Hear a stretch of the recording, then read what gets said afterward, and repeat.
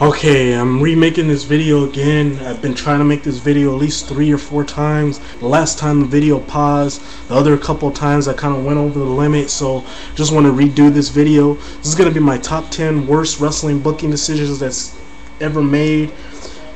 Now, I know some people have made videos like this, but I kind of wanted to do my video of this because it kind of came in my head, and always wanted to do a video like this. So let's get started with this video. Jumping at number 10, I got the WWF putting the belt on Diesel or Kevin Nash around 1995 and have him go on that year-long title reign. This was awful.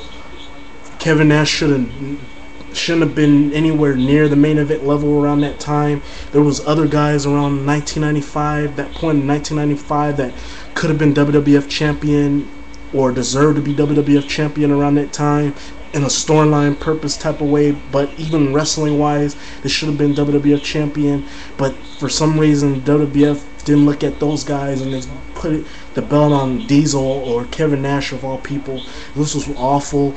Kevin Nash went on that bad year-long title run. He was having bad matches. The pay-per-view buy rates were dropping with him as champion, and WWF was losing a lot of money with him as WWF champion.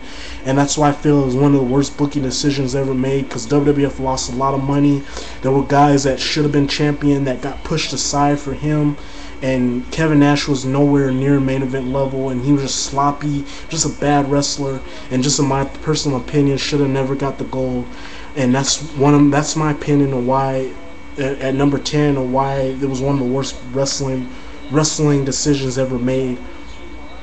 Where one of the worst wrestling booking decisions ever made was putting the belt on him and having him go on that year-long title reign.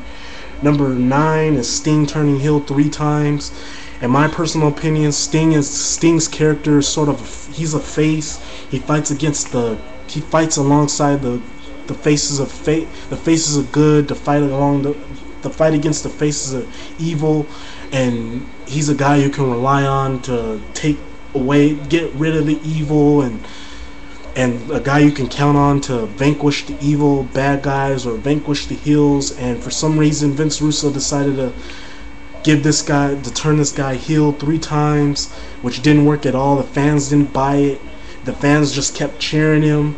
They didn't see the guy as a heel. They saw him a little bit more of having a darker but good side at the same time as his character sort of being like a tweener but being a face. They didn't buy him as a heel.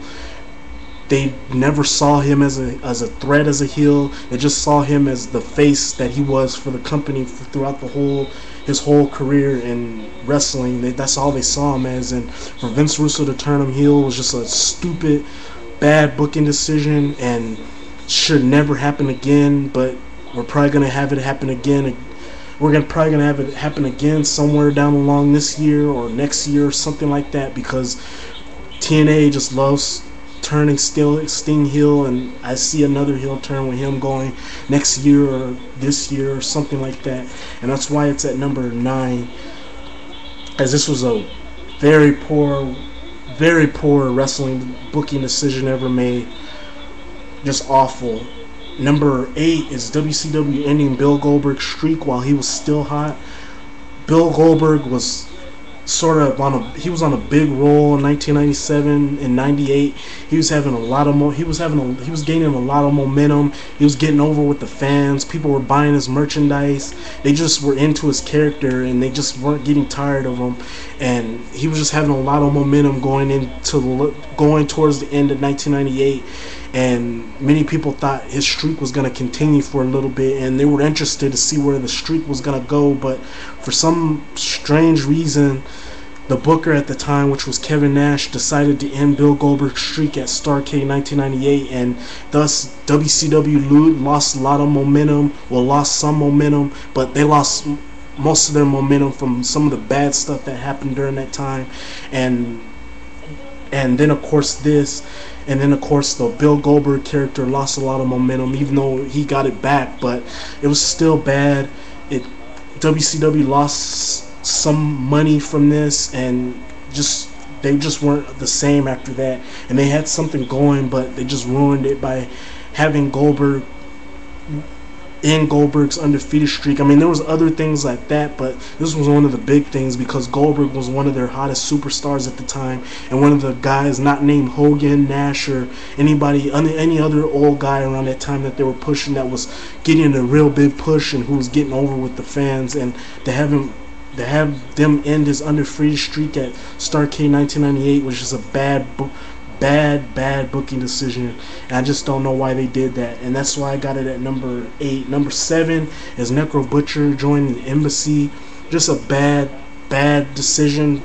I mean, ROH could have did something real big with Necro Butcher's heel turn by just having him be like a monster heel or something like that, just destroying guys and not giving any explanation of why he's doing it, but instead they had him join a group that he was fighting against and just have him as your typical heel in the stable.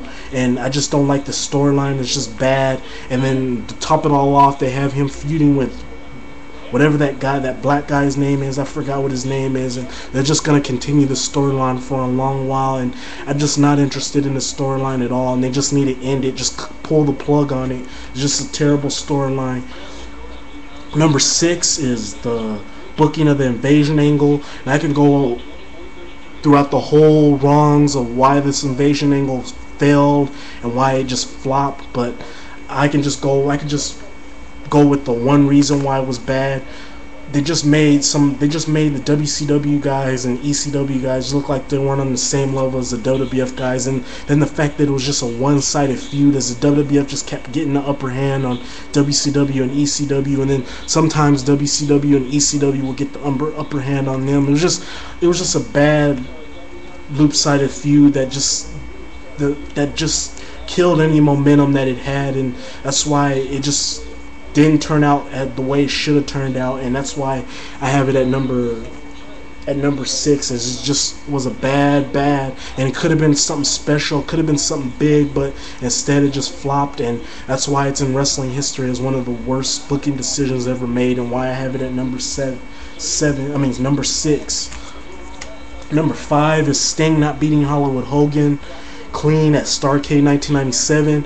This was a bad booking decision, in my personal opinion. One of the decisions that sort of killed WCW's momentum. This could have been the thing to get Sting over, to sort of get rid of the NWO and just build their own storylines, but instead, not only did they make Sting look weak in the process and make Hogan sort of look strong, but they continued the whole NWO storyline throughout the whole part of 98, throughout the whole part of 99, and even part of 2000. It's not what many people wanted to see. By this point, people were getting tired of the NWO. They didn't want to see any more of the NWO, and for them to continue that after this matchup was just ridiculous. And then the whole screw job ending at the end with Bret Hart screwing Hulk Hogan, even though Bret Hart said a week ago that he was going to call the match fair and right down the middle, and because of what happened in the Montreal thing, and only to have him screw Hogan out of like the same way he got screwed out of Survivor Series 1997, just didn't make any sense and just terrible. And like I said, the ending, and then Sting not coming out looking strong and Hogan coming out looking more stronger than he did coming in, just was terrible. And this was one of the things that sort of killed WCW's momentum, as people were interested in it. This was a dream matchup. People were finally waiting to see Sting get his revenge on Hogan and finally demolish the NWO, but instead we got Sting looking weak. We had the NWO storyline continue. We had a bullshit screw job finish at the end, and just not a good way to end a main event matchup. And that's why it's at number 5. Number 4, Bill Goldberg turning heel. Probably one of the things that should have never happened in WCW.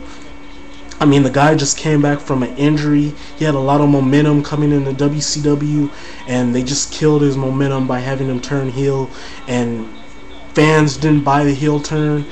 I didn't buy it, and they just kept going with the heel turn, and it didn't last long. It was sort of pointless anyway, because he kind of turned heel like months after he kind of turned face, like 3 months after he turned heel. So there was no logic in that, and just made the heel turn sort of pointless. And that's why I got it at number 4. It was just an awful heel turn.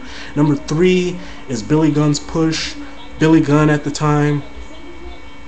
Billy Gunn at the time was, at the time in 1999, the WWF was obsessed with pushing Billy Gunn, so they had him win the King of the Ring, and they were sort of pushing him towards the main event level.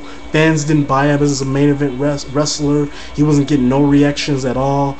I mean, the fans just didn't see him as a wrestler that was on the same level as a Rock or Austin or guys at the time that were getting pushed, and I just didn't see it either. And I don't know why they did it, but they did it, and that's why it's at number 3. And ultimately, he was never the same after that, and he just went down to mid-card after his push went down. Number 2 is WCW not utilizing their young wrestlers. They had so much talent in WCW. You had Rey Mysterio, you had Chris Jericho, you had Kanyon, who should have got a bigger push than what he got in WCW. You had guys like DDP, you had guys like Kidman, you had guys like Raven, you had other guys like that should have got a bigger push than what they got, but instead you had old guys getting pushes, guys that shouldn't have been nowhere near the title run or had their run. You had those same guys getting pushed, and the young guys getting pushed aside and just looking like bitches and looking and getting jobbed out each and every week on Nitro or pay-per-views, and it was just a shame to see that, but that's what it was, and that's why I got it at number 2. And then finally, number 1, TNA giving away their pay-per-view matches for free. This is one of the reasons why I don't get TNA right now, and one of the reasons why I don't watch it. I mean, you can ask anybody and they'll tell you that the pay-per-views are the selling point of a company. Companies make their big money on pay-per-views. When you have a big match on a pay-per-view, that pay-per-view draws a lot of money because people want to see those type of matches on pay-per-views. And to have TNA give away matches that should have been saved for pay-per-views, having them give away matches like that, like a Jeff Hardy versus Samoa Joe or Samoa Joe versus RVD, and to not build those matches, or to have matches that should have been built for pay-per-views and giving them away for free, just makes no sense and makes you wonder why TNA is not doing so well and why many people are just talking bad about TNA or turning away from TNA pay-per-views or TNA impacts. And that's one of the reasons why it's at number 1, and why TNA is going to have a hard time recovering from it, and why they're going to have a hard time making money because of stuff like that and other bad decisions that they're making. But yeah, that's just pretty much my video. That's my top 10 list of some of the worst wrestling booking decisions ever made. Give me your list. You can rate, comment, give me your thoughts, and until then, Fitness65 out. Hopefully you enjoyed the video. Let me know what you think. Give me your 10 lists. I'm out. Peace.